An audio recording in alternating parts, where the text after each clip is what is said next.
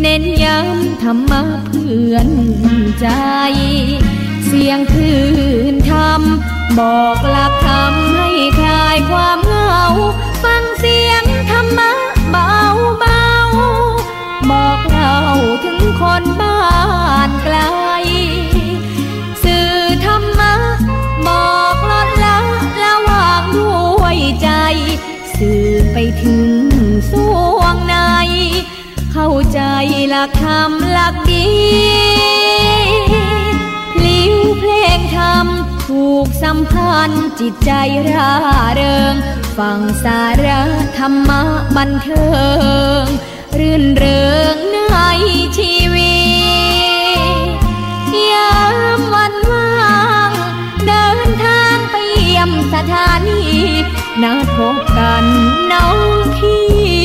วันนี้วันดีวันเสาร์สวดมนต์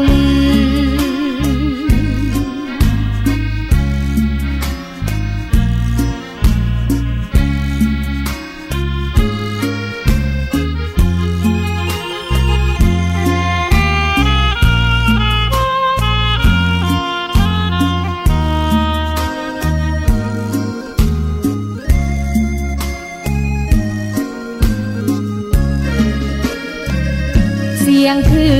นธรรมบอกหลักธรรมให้คลายความเหงา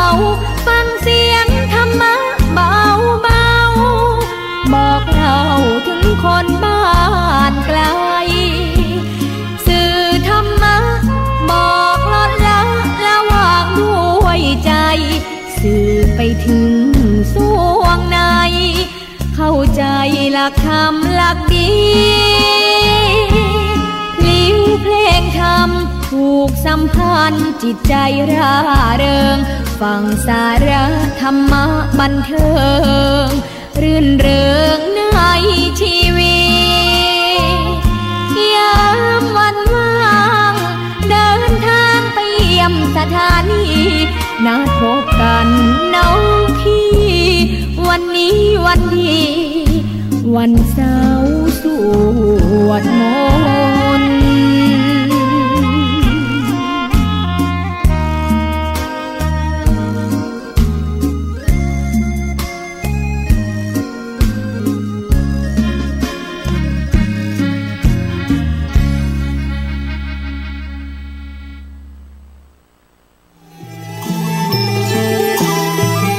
ขอเชิญร่วมงานพระราชทานเพลิงศพพระครูโสภิตศรีลาจารย์ธีรศักดิ์ญาณวิโรอดีตที่ปรึกษาเจ้าคณะตำบลศรีภูมิเขต 2อดีตเจ้าอาวาสวัดดอกเอื้องวันที่ 6-9 ธันวาคมพุทธศักราช 2561 โดยมีกำหนดการดังต่อไปนี้วันพฤหัสบดีที่ 6 ธันวาคมเวลา 10 นาฬิกาพระสงฆ์ 50 รูปสวดพระพุทธมนต์ธรรมสังคีนีมาติกามคทายกโอกาสเวรตาลเวลา 11 นาฬิกาถวายภัตตาหารเพลแด่พระสงฆ์เวลา 12 นาฬิกา 30 นาทีพระสงฆ์8 รูปบังสุกุลถวายบุตรสบกพิธีอาราธนาศพเวลา 20 นาฬิกาแสดงพระธรรมเทศนา1 กันพระสงฆ์จตุรวรรคสวดพระอภิธรรมวันศุกร์ที่ 7 ธันวาคมเวลา 11 นาฬิกาถวายภัตตาหารเพลแด่พระสงฆ์เวลา 15 นาฬิกาพระสงฆ์60 รูปสวดพระพุทธมนต์ธรรมนิยามสู่เวลา 20 นาฬิกาแสดงพระธรรมเทศนา1 กันพระสงฆ์จตุรวรรคสวดพระอภิธรรมวันเสาร์ที่ 8 ธันวาคมเวลา 11 นาฬิกาถวายภัตตาหารเพลแด่พระสงฆ์เวลา 15 นาฬิกาพระสงฆ์50 รูปสวดพระพุทธมนต์อนัตตลักษณสูตรเวลา 20 นาฬิกาแสดงพระธรรมเทศนา1 กันพระสงฆ์จตุรวรรคสวดพระอภิธรรมวันอาทิตย์ที่ 9 ธันวาคม 2561 เวลา 9 นาฬิกาพระสงฆ์50 รูปสวดพระพุทธมนต์อาทิตยปริยายสูตรมัคคทายกโอกาสเวรตาลเวลา 11 นาฬิกาถวายภัตตาหารเพลแด่พระสงฆ์เวลา 12 นาฬิกา 30 นาทีพิธีอาราธนาศพและเคลื่อนศพสู่สุสานประตูหายาเวลา 14 นาฬิกา 30 นาทีพิธีพระราชทานเพลิงศพเวลา 15 นาฬิกา 30 นาทีพิธีขอขมาศพประชุมเพลิงเป็นเสร็จพิธีและขอเชิญทำบุญร่วมเป็นเจ้าภาพรายการต่างๆดังนี้หนังสือที่ระลึกจำนวน 2,000 เล่มเล่มละ 50 บาทสังฆทานถวายพระจำนวน 250 ชุดชุดละ 2,000 บาทปัจจัยถวายพระสงฆ์จำนวน 250 ชุดชุดละ 2,000 บาทอาหารถวายเพลพระจำนวน 30 โต๊ะละ 1,200 บาทโรงทานวันที่ 6-9 ไม่จำกัด อกาสติดต่อเป็นเจ้าภาพได้ที่พระครูประหลัดปรีดาปัญญาวโรเจ้าอาวาสวัดดอกเอื้องโทร0860892877และ053210543กราบนมัสการสวัสดีญาติธรรมทุกท่านเจ้ากลับมาพบปะกับทนายปอยามเจ้าเห็นนะเจ้าในช่วงเวลา5 ถึง 6 โมงเจ้านะเจ้าเสียงนี้เป็นเสียงของทนายปอนะเจ้าช่วงเวลานี้ก็จะเป็นในเรื่องของสาระกฎหมายบอกว่าจะเรื่องอำนาจหน้าที่ของสภานิติบัญญัติแห่งชาติได้รับเมตตาจากท่านพระครูสมุวิสุวัฒน์วรกิจโจนะเจ้าผู้ช่วยเจ้าอาวาสวัดไฝรองเจ้าอาวาสวัดไฝหินเจ้าสุมาตเจ้าท่านรองเจ้าอาวาสวัดไฝหินนะเจ้าได้โปรดเมตตาเปิดสปอตวิทยุหน้าที่และอำนาจสนช.นะเจ้าแล้วก็จัดช่วงเวลานี้ในเรื่องของอิเล็กทรอนิกส์กับคอมพิวเตอร์ไว้เพื่อไว้ให้นะเจ้าแล้วก็สปอร์ตรู้รักสามัคคีธรรมะเพื่อใจนะเจ้าและกำหนดการพระราชทานเพลิงศพท่านพระครูโสภิตศรีลาจารย์นะเจ้าก็ไขว่างนะเจ้าก็นิมนต์เรียนเชิญนะเจ้าในงานพระราชทานเพลิงศพพระครูโสภิตศรีลาจารย์นะเจ้าแล้วโดยปกติแล้วทนายปอจะนำอำนาจหน้าที่ของสภานิติบัญญัติมาเล่าให้หมู่เฮาฟังและช่วงกิจกรรมของสนช.ในช่วง1 สัปดาห์ที่ผ่านไปนั้นเปิ้นทำไอ้อย่างพ่องนะเจ้าก็เลยเอามาเล่าให้เฮาฟังและสนช.เพื่อจะมีสาระกฎหมายรออะไรทั้งหลายแหล่นะเจ้ามาฝากเฮานะเจ้าถ้าอยากรู้ก็ต้องติดตามรับฟังกันนะเจ้าว่าสนช.มีรออะไรบ้างแต่ที่แน่ๆเปิ้นก็จะอยากให้หมู่เฮาช่วยกันนะเจ้าบอกว่าในเรื่องชีวิตประจำวันหลายๆเรื่อง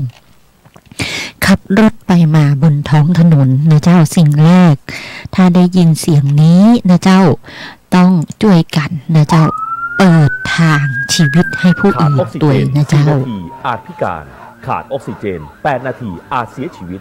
โปรดให้ทางรถกู้ชีพฉุกเฉินทุกเส้นทางเพื่อช่วย1 ชีวิตให้รอดพ้น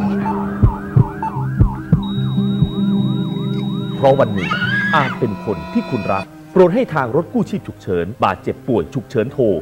1669ด้วยความปรารถนาดีจากคณะกรรมการบูรณาการประสานงานกรณีกู้ชีพฉุกเฉินสภานิติบัญญัติแห่งชาติ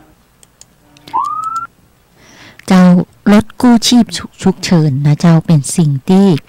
หมู่เฮาต้องช่วยกันดูแลนะเจ้า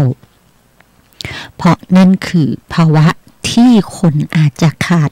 อากาศหายใจหรือต้องการอุปกรณ์ช่วยหายใจอย่างเร่งด่วนหรือต้องการหมอที่มีความชำนาญงานในการรักษาชีวิตนะเจ้าเพราะฉะนั้นหมู่เฮาช่วยกันเปิดทางเบี่ยงซ้ายนิดเบี่ยงขวาหน่อยก็จะทำให้เกิดเลนที่3ขึ้นมาได้นะเจ้าถ้ามี3เลนก็อาจจะเกิดเลนที่4ขึ้นมาได้เท่าเบี่ยงกันคนละนิดนะเจ้าช่วยกันนะเจ้าเปิดทางชีวิตให้ผู้อื่นแล้วทางชีวิตของคุณการงานก็จะสะดวกขึ้นนะเจ้าแล้วในสาระของกฎหมายมีอะไรอย่างมาฝากนะเจ้ามีเยอะเลยนะเจ้าคนเป็นครอบครัวกันต้องดูแลซึ่งกันและกันนะเจ้าจ้าผัวกลับมาแล้วจ้าเอ้าทำอะไรนี่พี่บอกกี่ครั้งแล้วว่าอย่าทำป่านนี้เลยพี่บอกกี่ครั้งแล้วเมียจ๋าไม่ต้องทำอะไรเลยอยู่บ้านสวยๆเลยกวาดบ้านถูบ้านน่ะให้ผัวทำซักผ้ารีดผ้าน่ะให้ผัวทำแล้วก็ทำครัวล้างจานน่ะก็ให้ผัวทำเมียอยู่สวยๆไม่ต้องทำอะไรเลยแล้วนี่อะไรเนี่ยแต่งตัวอะไรซอมซ่ออย่างนี้เอาเงินไปซื้อสวยๆนะจะได้สวยแบบปิ๊งๆเลยนี่ฉันทนพี่ไม่ไหวแล้วนะพี่ไม่ฉันทำอะไรเลยฉันจะเลิกกับพี่เลิกไม่ได้จะเมียจ๋าทำไมจะเลิกไม่ได้ถ้าพี่ไม่เลิกฉันจะฟ้องฟ้องไม่ได้จะเมียจ๋าเราไม่ได้จดทะเบียนสมรสกันนะ แล้วรออะไรวันนี้รออะไรรู้ก่อนทำผิดจะพาคุณทำความเข้าใจเกี่ยวกับพระราชบัญญัติคุ้มครองผู้ถูกกระทำด้วยความรุนแรงในครอบครัวพ.ศ.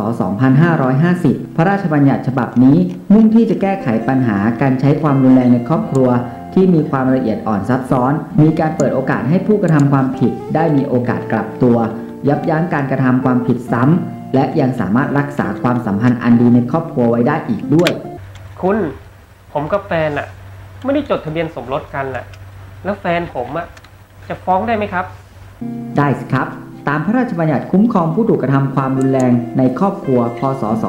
2550 มาตรา 3 ได้กำหนดให้บุคคลในครอบครัวนั้นหมายความว่าคู่สมรสคู่สมรสเดิมผู้ที่อยู่กินหรือเคยอยู่กินฉันสามีภรรยาโดยไม่ได้จดทะเบียนสมรสบุตรบุญธรรมสมาชิกในครอบครัวรวมทั้งบุคคลใดๆที่ต้องพึ่งพาอาศัยและอยู่ในครัวเรือนเดียวกันครับอ้าวเหรอผมให้แฟนอยู่บ้านเฉยๆสบายๆเนี่ยมันฟ้องได้เหรอครับได้สิพี่ไม่รู้เหรอว่าฉันอึดอัดพี่ไม่ฉันทำอะไรเลยงานบ้านมันก็เป็นหน้าที่ของฉันก็อยากจะทำอะไรบ้างฉันจะฟ้องพี่ฟ้องไม่ได้เมียจ๋าช่วยตอบหน่อยสิครับเดี๋ยวกันครับเพราะพระราชบัญญัติคุ้มครองผู้ถูกกระทำด้วยความรุนแรงในครอบครัวพ.ศ. 2550 มาตรา 3 กำหนดให้ความรุนแรงในครอบครัวนั้นหมายความว่าการกระทำใดๆโดยมุ่งประสงค์ให้เกิดอันตรายแก่ร่างกายจิตใจหรือสุขภาพของบุคคลในครอบครัวหรือบังคับหรือใช้อำนาจครอบงำผิดครองธรรมให้บุคคลในครอบครัวนะครับเมียจ๋าต่อไปนี้ผัวจ๋าจะให้เมียทำทุกอย่างที่เมียต้องการเลยนะเมียจ๋าพบกับพวกเราทุกวันที่1ของทุกเดือนเพราะว่ากฎหมายอยู่ใกล้กับพวกเราหากมีข้อสงสัยเรื่องกฎหมายสอบถามเราได้ที่ Facebook Fanpage สภานิติบัญญัติแห่งชาติถ้าชอบก็กดไลค์ถ้าใช่ก็กดแชร์กดติดตามอย่าลืมกดกระดิ่งแจ้งเตือนจะได้ไม่พลาดคลิปใหม่ๆของเราได้นะครับชอบกดไลค์นะเจ้าถ้าใช่ก็กดแชร์นะเจ้าใครที่วิธีเข้าเว็บเพจของสภานิติบัญญัติแห่งชาติก็เจอนะเจ้าช่วงนี้สภานิติบัญญัติแห่งชาติเปิ้ลก็มีอำนาจหน้าที่ในการตรวจสอบร่างกฎหมายนะเจ้าพิจารณาร่างกฎหมายเอกสารประกอบร่างพระราชบัญญัติทั้งหลายนะเจ้าข้อมูลกลุ่มกฎหมายข้อมูลกฎหมายในกลุ่มอาเซียนนะเจ้าทั้งหลายแหล่เข้าไปตรวจสอบได้นะเจ้าการรับฟังความเห็นร่างพระราชบัญญัตินะเจ้าถ่ายทอดสดการประชุมนะเจ้าหลายๆอย่างช่วง1 สัปดาห์ที่ผ่านมานะเจ้าสภานิติบัญญัติแห่งชาตินะเจ้าในวันที่5 ธันวาคมก็ได้ทำกิจกรรมนะเจ้าทำบุญตักบาตรพระสงฆ์และสามเณรจำนวน500รูปเนื่องในวันคล้ายวันเฉลิมพระชนมพรรษาพระบาทสมเด็จพระปรมินทรมหาภูมิพลอดุลยเดชนะเจ้าช่วงเวลา 7 โมงเช้าที่ท้องสนามหลวงนำโดยศาสตราจารย์พิเศษพรเพชรวิชิตชนชัยประธานสภานิติบัญญัติแห่งชาตินะเจ้าร่วมทำพิธีทำบุญตักบาตรพระสงฆ์และสามเณรจำนวน500รูปเนื่องในวันคล้ายวันเฉลิมพระชนมพรรษาพระบาทสมเด็จพระปรมินทรมหาภูมิพลอดุลยเดชบรมนาถบพิตรวันชาติวันพ่อแห่งชาติพุทธศักราช2561นี่นะเจ้าประธานสภานิติบัญญัติแห่งชาติร่วมพิธีถวายผ่านพุ่มสักการะถวายราชสดุดีนะเจ้าและก็ถวายบังคมหน้าพระบรมฉายาลักษณ์พระบาทสมเด็จพระปรมินทรมหาภูมิพลอดุลยเดชบรมนาถบพิตรนะเจ้าโอกาสนี้นายสุรัตน์หวังต่อราบนะเจ้ารองเลขาธิการวุฒิสภาเป็นผู้แทนเลขาธิการวุฒิสภานำบุคลากรสำนักงานเลขาธิการวุฒิสภาปฏิบัติหน้าที่สำนักงานเลขาธิการสภานิติบัญญัติแห่งชาติร่วมพิธีดังกล่าวพร้อมกันนี้ผู้บริหารและบุคลากรสำนักงานเลขาธิการวุฒิสภาได้เข้าร่วมขบวนอัญเชิญผ่านพุ่มดอกไม้ประดิษฐ์เนื่องในวันคล้ายวันเฉลิมพระชนมพรรษาพระบาทสมเด็จพระปรมินทรมหาภูมิพลอดุลยเดช บรมนาถบพิตรวันชาติและวันพ่อแห่งชาติ5 ธันวานะเจ้าก็หมู่เฮาเจ้าจริงไหมก็ได้ทำกิจกรรมกันไปแล้วนะเจ้าตักบาตรกันนะเจ้ากิจกรรมจิตอาสาบอกว่าจะรักแม่คาหรือจุดเทียนถวายพระพรที่ผ้าแพรกันนะเจ้าทนายปอก็ได้ร่วมกิจกรรมรักแม่คากับหมู่เฮานะเจ้าก็น้อมนำบุญที่ได้ปฏิบัติธรรมนะเจ้าบอกว่าสมถกรรมฐานวิปัสสนากรรมฐานก็ถวายแด่องค์พระบาทสมเด็จพระเจ้าอยู่หัวนะเจ้าขอพระพุทธองค์ท่านนำบุญทั้งหมดทั้งมวลนั้นเป็นพลังบุญเสริมพลังของพระองค์ท่านนะเจ้าพวกเราบุญเพียงน้อยนิดนะเจ้าก็ได้เสริมบุญของท่านสักนิดก็ยังดีนะเจ้าตรงนี้แล้วกิจกรรมอันอื่นที่มีอย่างพ้องนะเจ้าก็มีการวันที่6นะเจ้าสรุปสัมมนาเรื่องถอดบทเรียนถ้ำหลวงนะเจ้าการประยุกต์ใช้วิทยาศาสตร์เทคโนโลยีและนวัตกรรมกับภัยพิบัตินะเจ้าในการช่วยน้องๆ13ชีวิตนะเจ้าก็คือคณะกรรมการคณะกรรมาธิการการวิทยาศาสตร์เทคโนโลยีสารสนเทศและการสื่อมวลชนสภานิติบัญญัติแห่งชาติโดยอนุกรรมาธิการกิจการอวกาศนะเจ้าได้จัดการสัมมนาเรื่องถอดบทเรียนถ้ำหลวงการประยุกต์ใช้วิทยาศาสตร์เทคโนโลยีและนวัตกรรมกับพิบัติภัยนะเจ้าเมื่อวันจันทร์ที่19 พฤศจิกายน 2561ที่อาคารรัฐสภา2เพื่อถ่ายทอดประสบการณ์จากผู้เชี่ยวชาญไปสู่หน่วยงานภาครัฐเอกชนและเจ้าบ้านอันจะทำให้เกิดการเห็นหูถึงความสำคัญในการพัฒนาวิทยาศาสตร์และเทคโนโลยีนวัตกรรมของประเทศไทยให้มีความพร้อมเพื่อรับมือกับภัยพิบัติที่เกิดขึ้นในอนาคตโดยมีพลเรือเอกทวีวุฒิพงษ์พิพัฒน์กรรมาธิการในฐานะประธานคณะอนุกรรมาธิการกิจการอวกาศเป็นประธานกล่าวเปิดงานสัมมนาและพลเอกสุวโรจน์ทิพย์มงคลเลขานุการคณะกรรมาธิการกล่าวรายงานนะเจ้าก็โดยที่มีใจความสำคัญหลายอย่างนะเจ้าตรงนี้อย่างเช่นอย่างพ้องนะเจ้าก็คือเปิ้นเสนอแนะในการพัฒนาเพื่อเตรียมรับเหตุฉุกเฉินให้ความรู้แก่บุคลากรสำหรับเหตุในการเผชิญหน้าเหตุการณ์หรือการกู้ภัยในเหตุสาธารณภัยที่มีความซับซ้อนนะเจ้าปรับปรุงระบบฐานข้อมูลทรัพยากรกู้ภัยและรายชื่อผู้เชี่ยวชาญเฉพาะด้านจัดทำคู่มือการเผชิญเหตุในภาวะฉุกเฉินเร่งเสริมระบบเตือนภัยอาทิในเรื่องเครื่องตรวจวัดสภาพอากาศและปริมาณน้ำฝนมีระบบสื่อสารในภาวะฉุกเฉินนะเจ้าที่ครอบคลุมทุกพื้นที่นะเจ้าจัดหาทรัพยากรกู้ภัยที่เหมาะสมตามภารกิจและสภาพพื้นที่อาทิเครื่องสูบน้ำเครื่องมือกู้ภัยนะเจ้าทั้งบกและน้ำนะเจ้าก็นำเหรียญให้หมู่เฮาได้รับทราบนะเจ้าว่ากิจกรรมของสนช.เปิ้ลก็พยายามที่จะสร้างองค์ความรู้สร้างรูปแบบการเรียนรู้จากชีวิตประจำวันของหมู่เฮาเนี่ยนะเจ้าเพื่อมาช่วยหมู่เฮาเจ้าบ้านทั้งหลายนะเจ้าท่านดร.อานนท์สนิทวงศ์ณอยุธยานะเจ้าเป็นผู้อำนวยการสำนักงานพัฒนาเทคโนโลยีอวกาศและภูมิสารสนเทศองค์กรมหาชนนะเจ้าเปิ้ลได้บอกว่าการทำงานที่ถ้ำหลวงถือว่าเป็นการบูรณาการนะเจ้าข้อมูลเทคโนโลยีอย่างแท้จริงโดยได้รับข้อมูลพื้นที่ที่จำเป็นสำหรับการทำงานของบริษัท Airbus นะเจ้าซึ่งเป็นภาพจากดาวเทียมที่มีความละเอียดสูงนำมาสร้างเป็นข้อมูล3 มิติเพื่อแสดงข้อมูลพื้นที่สำหรับ ในการทำงานค้นหาและให้ความช่วยเหลือมีการนำภาพจากดาวเทียมมาซ้อนทับข้อมูลเส้นทางซึ่งได้มาจากเจ้าหน้าที่ที่ปฏิบัติงานในพื้นที่ทั้งนี้มีข้อเสนอแนะการทำงานซึ่งเป็นมุมมองจากคนทำงานด้านสารสนเทศดังเช่นควรส่งเสริมให้คนในพื้นที่มีส่วนร่วมบอกว่าจะเป็นการสำรวจดูแลถ้ำหรืออื่นๆเนื่องจากคนในพื้นที่จะเป็นกำลังสำคัญยามเกิดเหตุการณ์ฉุกเฉิน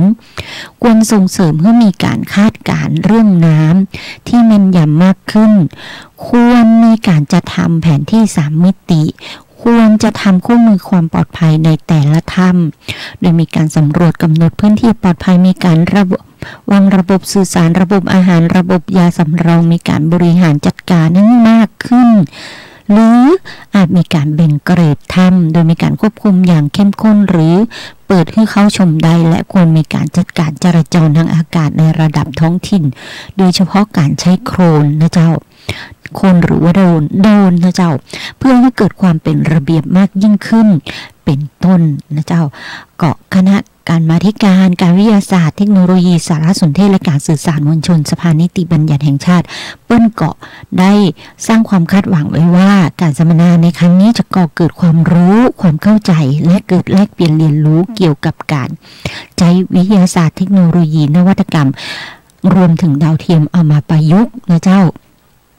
บูรณาการร่วมกันในการรับมือกับภัยพิบัติเพื่อรองรับการเปลี่ยนแปลงอย่าง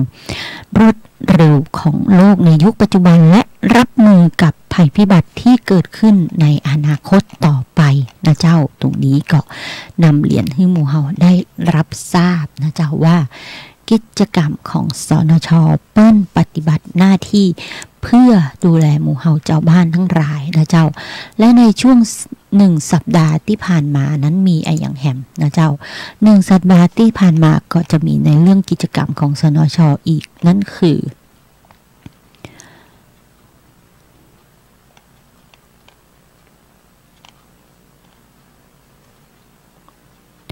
วันที่7นะเจ้าตะวันนี้นะเจ้าวันที่7เวลาประมาณ 11 โมงนะเจ้าที่ห้องรับรองพิเศษชั้น2อาคารรัฐสภานะเจ้าสำนักงานเลขาธิการวุฒิสภาและสำนักงานเลขาธิการสภาผู้แทนราษฎรจัดพิธีลงนามคำรับรองการปฏิบัติราชการของส่วนราชการสังกัดรัฐสภาปีงบประมาณ2562โดยเป็นการลงนามระหว่างท่านศาสตราจารย์พิเศษพรเพชรวิชิตชนชัยนะเจ้าประธานสภานิติบัญญัติแห่งชาติกับส่วนราชการสังกัดรัฐสภา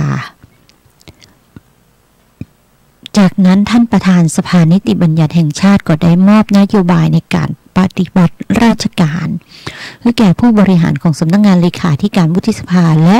สำนักงานเลขาธิการสภาผู้แทนราษฎรนะเจ้าตรงนี้ก็นำเรียนให้รับทราบนะเจ้าว่าเปิ้นปฏิบัติกันอย่างใดทำงานอย่างพ้องนะเจ้ามีอำนาจหน้าที่อย่างพ้องนะเจ้าและในรอบสัปดาห์ที่ผ่านมาในเชียงใหม่เขามีอย่างนะเจ้าปปช.เชียงใหม่จัดกิจกรรมวันต่อต้านคอร์รัปชันเชียงใหม่นะเจ้าปปช.นะเจ้าปปช.คือหน่วยงานในสังกัดของกระทรวงยุติธรรมนะเจ้าเป็นหน่วยงานที่มีอำนาจหน้าที่ตรวจสอบนะเจ้าการประพฤติมิชอบในวงราชการนะเจ้าเป็นหน่วยงานที่กำกับดูแลข้าราชการหรือผู้ปฏิบัติราชการที่ปฏิบัติหน้าที่ทุจริตก็เป็นจะเข้าไปปราบปรามตรงนี้นะเจ้าโดยในวันที่7 ธันวาคม 61ช่วง 9 โมงเช้าที่ศูนย์ประชุมและแสดงสินค้านานาชาติเฉลิมพระเกียรติ7รอบพระชนพรรษาที่ห้องรัชพฤกษ์จังหวัดเชียงใหม่เฮานี้นะเจ้านายสุภชัยเอี่ยมสุวรรณผู้ว่าราชการจังหวัดเชียงใหม่เป็นประธานในพิธีเปิดงานวันต่อต้านคอร์รัปชันนะเจ้า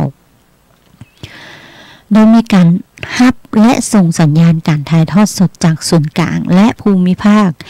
ร่วมกันประกาศเจตนารมณ์ในการต่อต้านทุจริตทุกรูปแบบภายใต้แนวคิด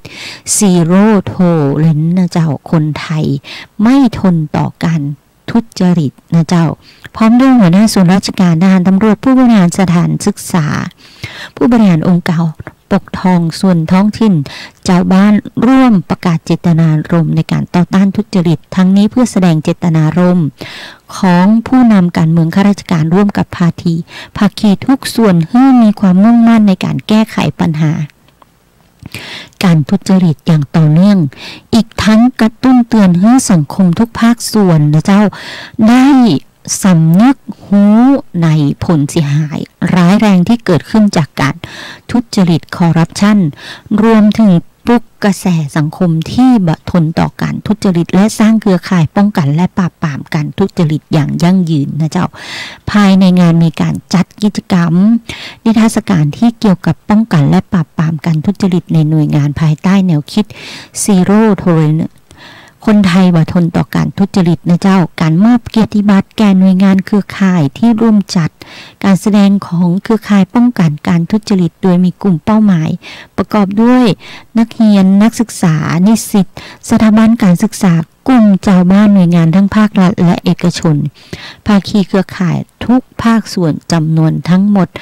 1,000 คนนะเจ้ากิจกรรมที่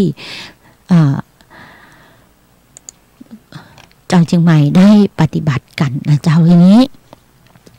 กฎหมายในเรื่องส่วนของการประพฤติมิชอบนี่นะเจ้าจะอยู่ในพระราชบัญญัติของคดีอาญานะเจ้าคดีอาญาไม่ใช่ประพฤติมิชอบปปชนะเจ้าการกระทำความผิดอาญาเกี่ยวกับเจ้าพนักงานปฏิบัติหน้าที่โดยมิชอบเนี้ยเปิ้ลส่วนมากเปิ้ลบัดเดี๋ยวนี้เปิ้ลมีศาลขึ้นมาแห่งศาลนึงนะเจ้าได้ประมาณสัก2 ปีนี้แหละค่ะปลายปี60นะเจ้าปลายปี60เริ่มมีศาลคดีอาญาศาลอาญาไม่ใช่ศาลคดีอาญาศาลอาญาคดีทุจริตและประพฤติมิชอบภาค5นะเจ้าแน่ทนายป.พยายามจะพูดบอกว่าศาลคดีอาญาและศาลคดีอาญาทุจริตและประพฤติมิชอบภาค5ทนายป.ชอบใช้ความเคยชินในการพูดศาลอาญาทุจริตนะเจ้าหรือศาลทุจริตจริงๆแล้วท่านก็บอกว่าทนายเวลาพูดให้ถูกด้วยนะไม่ใช่ศาลทุจริตศาลไม่เคยทุจริตนะคะทนายแต่ว่าศาลน่ะเป็นศาลคดีอาญาทุจริตและประพฤติมิชอบภาค5นะเจ้าเพราะฉะนั้นตรงนี้นำเรียนสมาชิกเพื่อนทนายทุกท่านนะเจ้าและศาลคดีอาญาทุจริตและประพฤติมิชอบภาค5ก็เปิดในช่วงปลายปี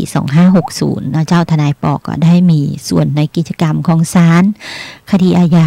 ทุจริตและประพฤติมิชอบภาค5เป็นทนายอาสา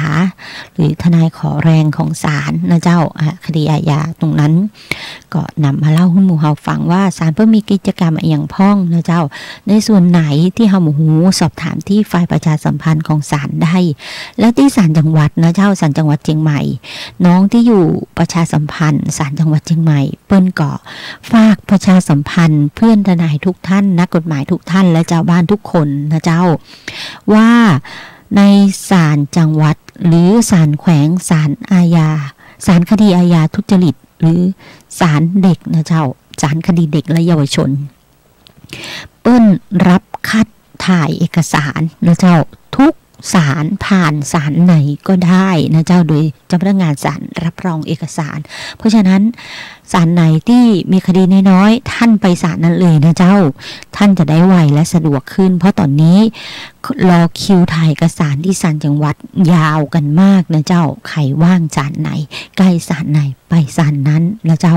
หมู่เฮาก็จะได้สะดวกขึ้นแล้วถ้าใกล้ศาลเด็กก็ไปศาลเด็กนะเจ้าแต่ศาลเด็กคือศาลอะไรอย่างศาลคดีเด็กและเยาวชนนะเจ้าการที่จะจับเด็กและเยาวชนนั้นจะต้องมีที่ปรึกษากฎหมายนะเจ้าคือคำ ปรึกษากฎหมายกับเด็กๆโดยพูดคุยนะเจ้าจะต้องบอกว่าเป็นทนายความเอานี้คดีอย่างพ้องที่เกิดกับเด็กนั้นมีหลายคดีนะเจ้า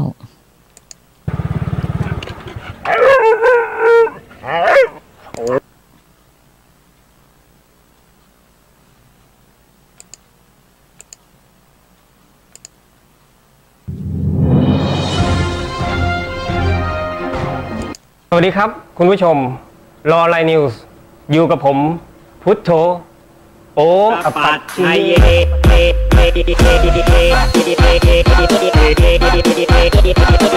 พบกันทุกวันที่1ของทุกเดือนทาง YouTube ช่อง Cine Channel แล้วก็อย่าลืมนะครับกดติดตามกดกระดิ่งแจ้งเตือนจะได้ไม่พลาดกับคลิปใหม่ๆความรู้ใหม่ๆรู้ก่อนทำผิดกับรายการรออะไรคลิปที่แชร์ในโซเชียลต่อๆกันมาในคลิปเห็นนะครับเนี่ยเป็น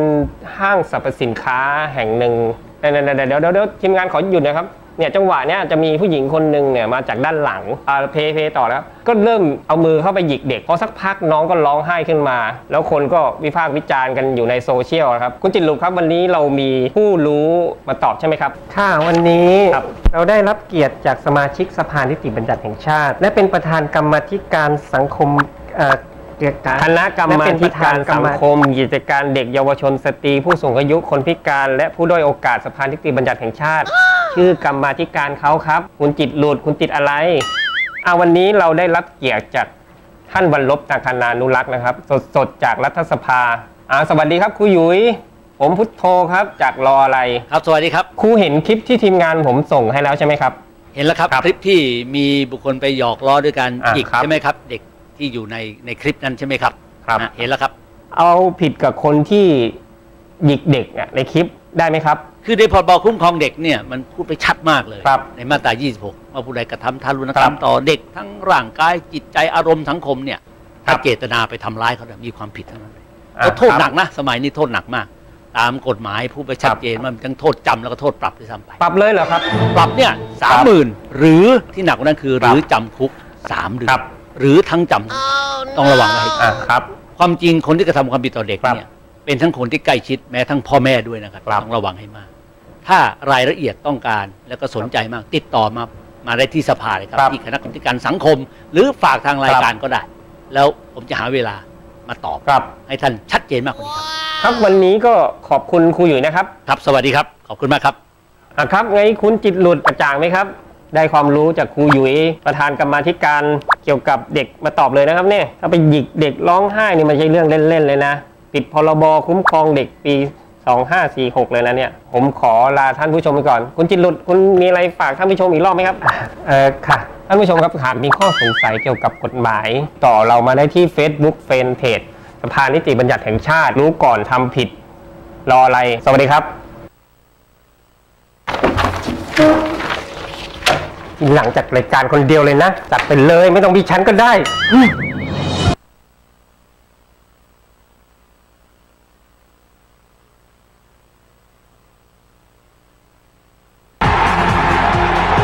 โอ้ยลูกว่ากูเลยดีคักวะเอ้ยทีมใครเอางี้มาพนันกันเลยไหมล่ะมันสิดีบ่ขนาดไอ้ของเก่าของซักที่มึงยังพอตั้งใจเขาอยู่แล้วไม่เป็นไรไม่ใช่ปัญหาไม่มีไม่หนีไม่จ่ายเอามาล่ะ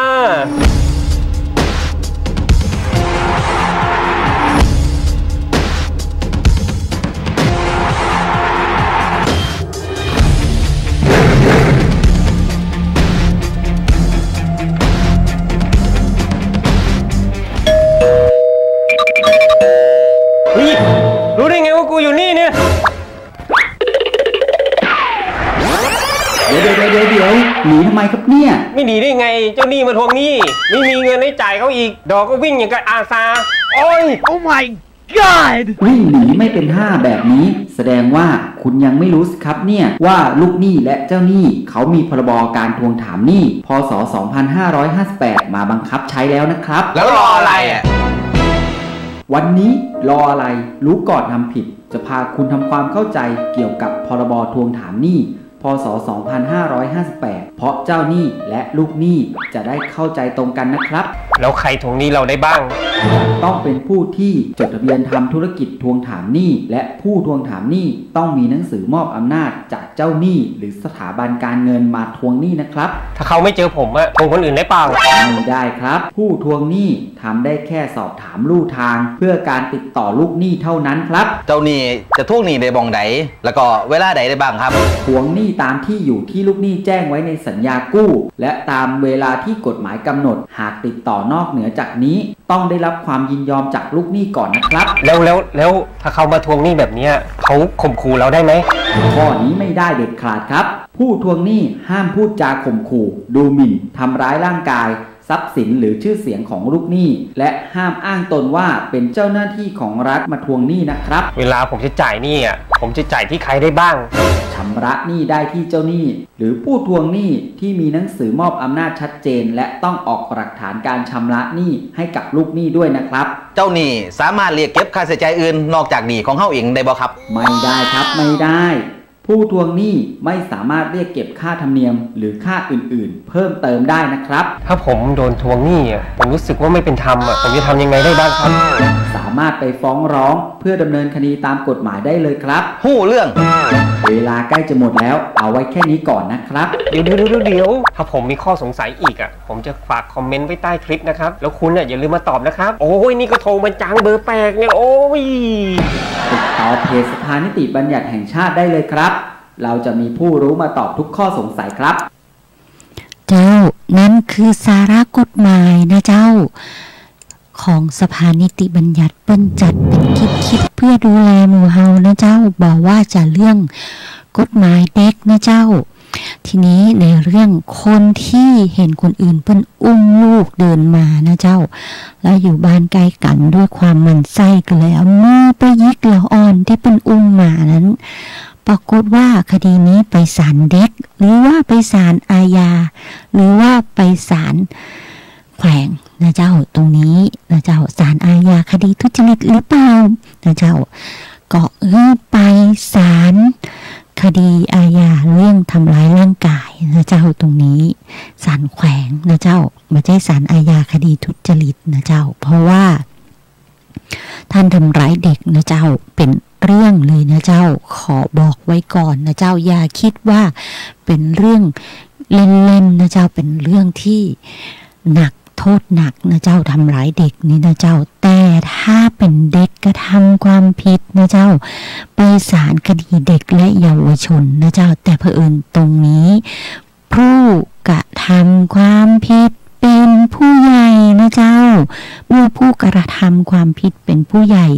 ก็ไปศาลแขวงนะเจ้าเพราะอัตราโทษไม่ถึง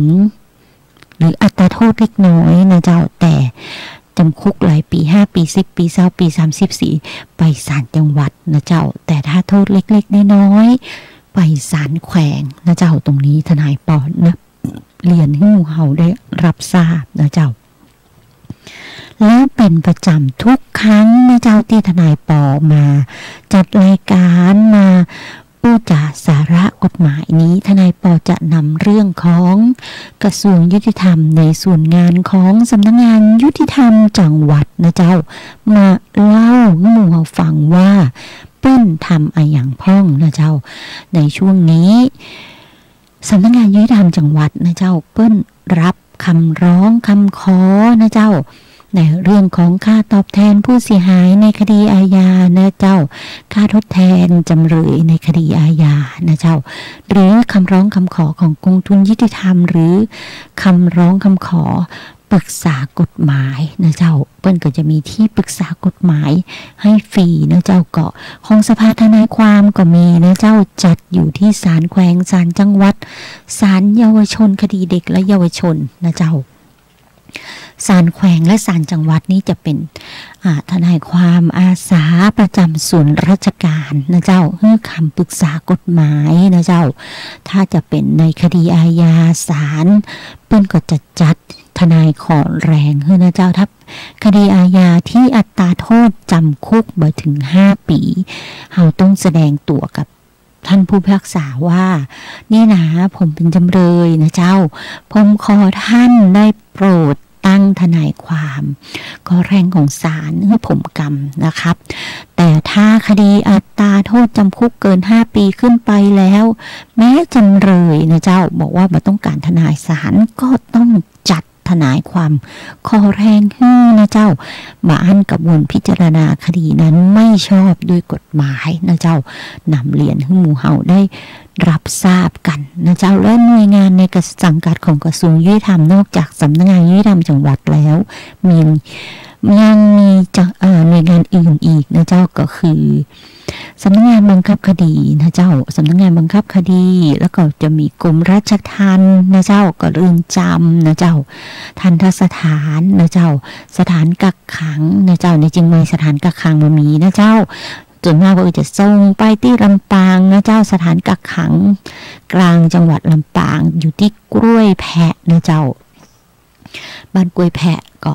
นำเรียนเล่าเรื่องทั้งหมดให้หมู่เฮาได้รับรู้รับทราบนะเจ้าสุดท้ายเหลือแห่ม3 นาทีในสาระของกฎหมายนะเจ้าที่อยากฝากไว้แห่มอย่างหนึ่งนะเจ้าคือระมัดระวังกันในเรื่องของการโพสต์ภาพโพสต์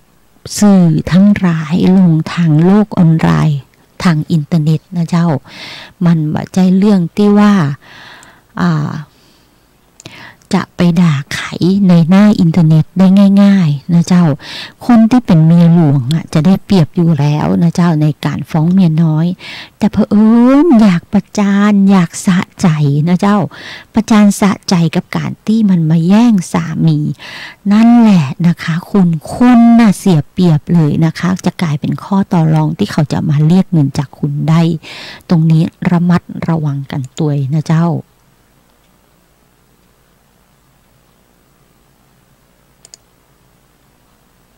ได้เลยนะครับเนี่ยติดคุกเลยเหรอคุณเอาอะไรมาพูด นี่คุณไม่รู้หรอครับว่าสนช.ให้ความเห็นชอบและประกาศใช้เป็นกฎหมายแล้วนะครับ แล้วรออะไรอ่ะวันนี้รออะไรรู้ก่อนทำผิดจะมาอธิบายขยายความเรื่องนี้ให้เข้าใจง่ายๆด้วยกันนะครับพรบคอมพิวเตอร์ฉบับนี้มีความชัดเจนและเพิ่มอัตราโทษหนักขึ้นนะครับผมเข้าใจว่าการด่ากันว่ากันในทางกฎหมายอ่ะคือการหมิ่นประมาทเดี๋ยวนี้ผมไม่โพสในโซเชียลอ่ะในพื้นที่ส่วนตัวของผมอ่ะแล้วผมผิดยังไงการด่าว่ากันถือว่าผิดกฎหมายในเรื่องหมิ่นประมาทนะครับส่วนในมุมของพรบคอมพิวเตอร์การโพสต์ด่าว่าผู้อื่นไม่มีมูลความจริงหรือถูกตัดต่อผู้ถูกกล่าวหาเอาผิดผู้โพสต์ได้เช่นผู้ที่เราไปโพสต์ใส่ความเขาไม่เคยทุจริตถือว่าคุณหมิ่นประมาททางโฆษณานะครับกรณีนี้คุณผิดพรบเต็มนะครับถ้าโพสต์ของผมมันผิดพรบคอมพิวเตอร์การกดไลค์รูปกดไลค์ข้อความที่ผมอยากกดไลค์อ่ะมันจะไม่ผิดอีกเหรอการกดไลค์ไม่ผิดพรบนี้ครับเว้นแต่มีเจตนาที่จะกดไลค์ข้อมูลที่มีฐานความผิดและมีผลกระทบต่อสังคมเศรษฐกิจและความมั่นคงเช่นการระดมการกดไลค์เพื่อการค้านะครับแล้วการกดแชร์ล่ะผมจะไม่ผิดอีกเหรอการแชร์ถือเป็นการเผยแพร่ในที่สุดก็หมดเวลานะเจ้าโพสต์ด่าโพสต์ไลค์ทั้งหลายก็ระมัดระวังนะเจ้าเดี๋ยวพรุ่งนี้มาต่อว่าการกดไลค์กดแชร์คำด่าของผู้อื่นเพื่อระดมความคิดเห็นนั้นจะผิดอย่างไรนะเจ้าสุดท้ายนี้ทนายปอก็ต้องขอนมัสการลาและสวัสดีญาติธรรมทุกท่านเจ้า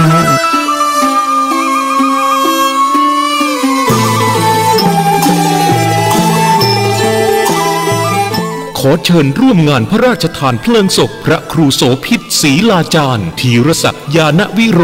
อดีตที่ปรึกษาเจ้าคณะตำบลศรีภูมิเขต 2อดีตเจ้าอาวาสวัดดอกเอื้องวันที่6 ถึง 9 ธันวาคมพุทธศักราช 2561โดยมีกำหนดการดังต่อไปนี้วันพฤหัสบดีที่6 ธันวาคมเวลา 10 นาฬิกาพระสงฆ์50 รูปสวดพระพุทธมนต์ธรรมสังคีนีมาติกามัคคทายกโอกาสเวรตาลเวลา 11 นาฬิกาถวายพระทหารเพลแด่พระสงฆ์เวลา 12:30 นาทีพระสงฆ์8 รูปบังสุกุลถวายบุตรสบกพิธีอาราธนาศพเวลา 20 นาฬิกาแสดงพระธรรมเทศนา1 กันพระสงฆ์จตุรวรรคสวดพระ